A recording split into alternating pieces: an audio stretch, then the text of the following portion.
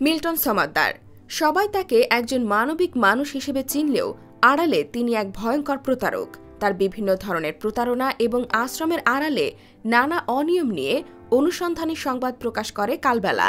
গত বৃহস্পতিবার মানবিক মুখোশের আড়ালে ভয়ঙ্কর মিল্টন সমাদ্দার ও জীবনের ধাপে ধাপে প্রতারণা শীর্ষক দুটি সংবাদ প্রকাশ করে কালবেলা। এরপর থেকেই কালবেলা অফিসে ফোন দিয়ে এবং সামাজিক যোগাযোগ মাধ্যমে স্ট্যাটাস দিয়ে অনেকেই মিল্টন সমাদ্দারের বিরুদ্ধে মুখ খুলতে শুরু করেছেন। তাদের মধ্যে রয়েছেন রাজনীতিবিদ, চিকিৎসক, নায়িকা, সমাজসেবক থেকে শুরু করে বিভিন্ন শ্রেণী পেশার মানুষ। তারা প্রত্যেকেই মিল্টন সমাদ্দারের বিভিন্ন ধরনের প্রতারণা এবং তিক্ত অভিজ্ঞতার কথা জানিয়েছেন।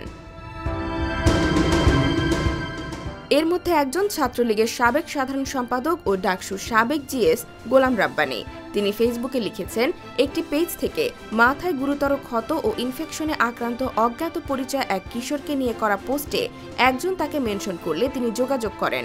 পরে জানানো হয় মিল্টন সমাদ্দার ছেলেটাকে নিয়ে গেছেন। পরে খুশি হয়ে মিল্টন সাহেবের নম্বরে ফোন করলে পিএস পরিচয় একটা মেয়ে ফোন করার কারণ জানতে চায়। তখন ছেলেটার কথা জিজ্ঞেস করতে মেয়েটি সহসা রূঢ় আচরণ করে মুখের ওপর ফোন কেটে দেয়। ফের কল দিলে মিল্টনের সঙ্গে কথা বলতে জোরাজুরি করলে 2-2.5 মিনিট হোল্ডে রেখে ওপাশ থেকে কেন ডিস্টার্ব করছি বলে মিল্টন সাহেব কর্কশ স্বরে জানতে চান। তিনি অপ্রত্যাশিতভাবে চরম অসৌজন্যমূলক বাজে ব্যবহার করেন বলে অভিযোগ তোলেন সাবেক এই ছাত্রলীগ নেতা। পরে কল্যাণপুরে স্থানীয় একজনের মাধ্যমে খোঁজ নিয়ে জানা যায় ছেলেটার অসহায়ত্ব দেখিয়ে অনুদান সংগ্রহ করলেও তার কোনো চিকিৎসা করাচ্ছে না। এমন ঘটনা নাকি আরও বহু আছে।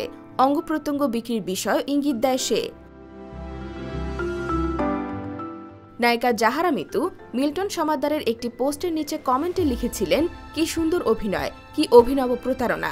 প্রতি মাসে লাখ লাখ মানুষ টাকা পাঠায়, আমিও পাঠিয়েছি, আর এখন এসব কুকর্ম ফাঁস হলো।